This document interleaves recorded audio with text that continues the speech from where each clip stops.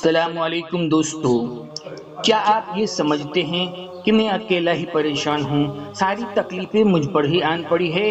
میں قسم قسم کے حالاتوں سے گر کر تنگ آ گیا ہوں۔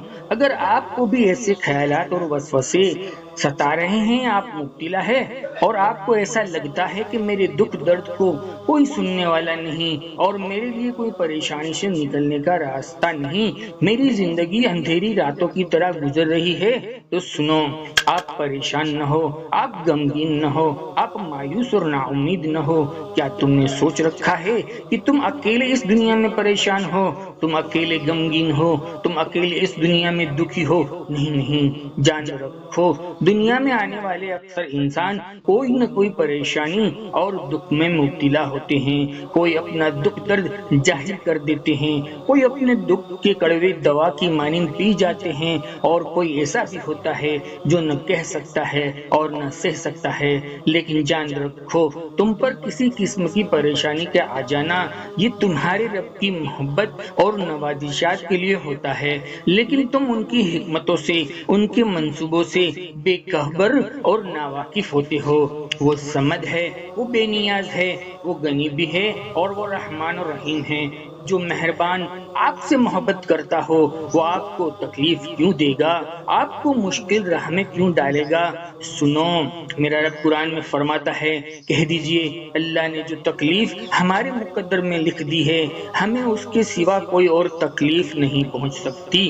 میرا رب قرآن میں فرماتا ہے، بڑی عظیم اور بابرکت ہے وہ ذات جس کے قبضہ قدرت میں ساری کائنات کی بادشاہی ہے اور وہ ہر چیز پر پوری طرح قادر ہے۔ اس نے زندگی اور موت کو اس لیے پیدا کیا کہ تمہیں آزمائے کہ تم میں سے زیادہ اچھا عمل کون کرتا ہے، اور وہ بڑی زبردست طاقت کا مالک ہے اور بڑا ہی معاف کرنے والا ہے۔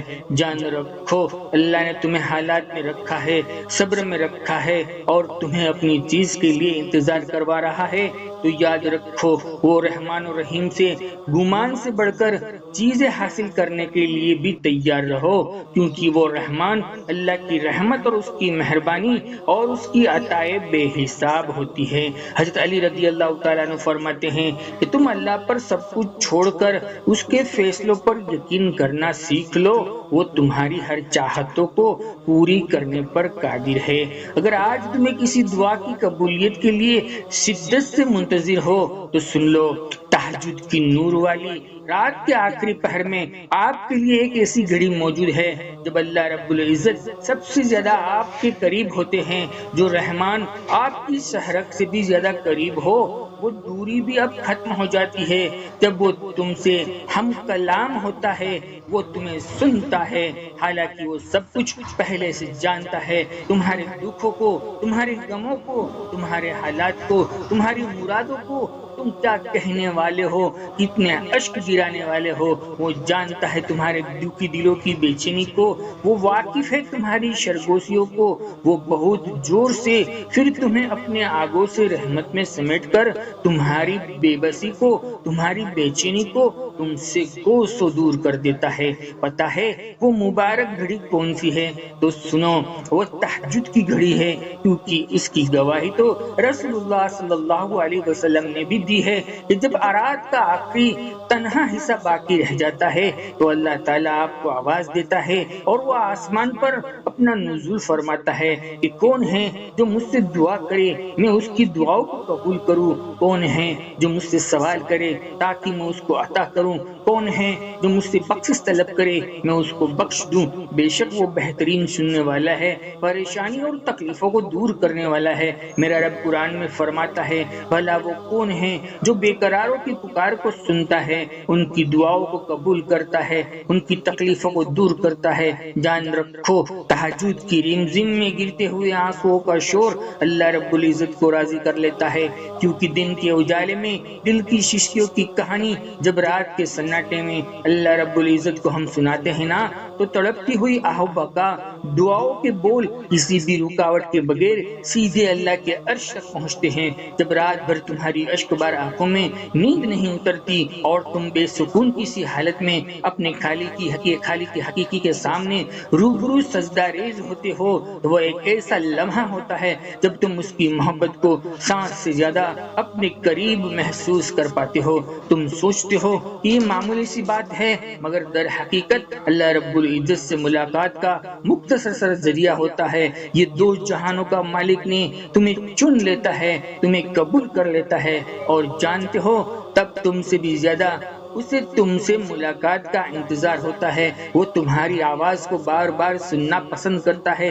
تمہاری خرگوشی کو سنتا ہے، تمہیں نوازنے کے لیے، تمہیں تمہاری چاہت دینے کے لیے، تمہارے لیے غیب سے وسیلے اور ذریعے فراہم کرنے کے لیے۔ اور جان رکھو جب تم دنیا کو چھوڑ کر اس کے پیچھے بھاگتے ہو نا، تو وہ بھی تم سے زیادہ تیزی سے بھاگ کر تمہاری جانب آتا ہے۔ تم ایک دفعہ اس کو پکارتے ہو نا، تو وہ 100 دفعہ تمہاری پکار کا جواب دیتا ہے۔ تم اسے چند لمحوں کی محبت دیتے ہو، وہ تم پر ساری عمر کے لیے اپنی محبت نچھاور کر دیتا ہے۔ وہ تو تمہارے تڑپتے ہوئے دل کو ایسے سکون کی وجہ بنا دیتا ہے، جو نہیں ہونا ہوتا وہ بھی ہو جاتا ہے۔ جو چیز تمہیں ناممکن نظر آ رہی تھی یا تم سے 7 سمندر دور لگ رہی تھی، وہ بھی تمہیں قریب نظر آنے لگتی ہے۔ جو زندگی کے اندھیرے تھے وہ تمہیں روشنی میں بدلتے ہوئے نظر آنے لگتے ہیں۔ جان لو ابھی تم جن راستوں پہ چل رہے ہو نا، وہ ہر راستہ تمہیں تمہاری چاہت تک لے جا رہا ہے۔ ابھی تم جن دعاؤں کو دل سے لگائے ہوئے ہو نا، یہ دعائیں تمہیں بہا کر وہاں تک لے جائے گی جہاں تک کوئی نہیں جا سکتا ہو۔ نہیں، اگر کوئی راہ نظر نہیں آ رہی ہو، تمہیں کیا ہوا کہ ابھی اگر سلے کا وقت نہیں آیا ہے، تھوڑی دیر ہو رہی ہے، تو یاد رکھو ہر چیز کا اللہ نے خاص وقت مقرر کر رکھا ہے۔ صحیح وقت بھی ان قریب آئے گا اور چیزیں بھی بہتر سے بہتر تمہارا مقدر ہوگی، اور تمہاری دعاؤں کو بہتر بنا کے تمہیں واپس بھی لوٹا دے گا۔ بس تمہیں یقین رکھنا ہے تمہارے مہربان رب پر، جو تمہارے لیے لکھا ہے وہ آخر کار تمہارے ساتھ ہوگا، تمہیں مل کر ہی رہے گا۔ دوستو، ہماری دعا آپ سبھی بہن بھائی کے لیے ہے، اللہ آپ سب کو امیدوں کو سب سے پورا فرمائے اور ذریعے اور وسیلے فراہم فرمائے اور اچانک کی خیر نصیب فرمائے۔ دوستو، ویڈیو سے دلی سکون کا ذریعہ بنا ہو تو صرف ایک کمنٹ کی لائک کر دیا کرے، جس سے ہمارے دل کو راحت ملتی ہے کہ ہمارے دوست، ہمارے ساتھی ہم کو مدد کرنے کا ذریعہ بن رہے ہیں۔ جزاک اللہ۔ زندگی رہی تو انشاءاللہ پھر ملیں گے ایک اور نئے ٹاپک کے ساتھ، تب تک بندے کو اجازت دیجیے۔ اللہ حافظ۔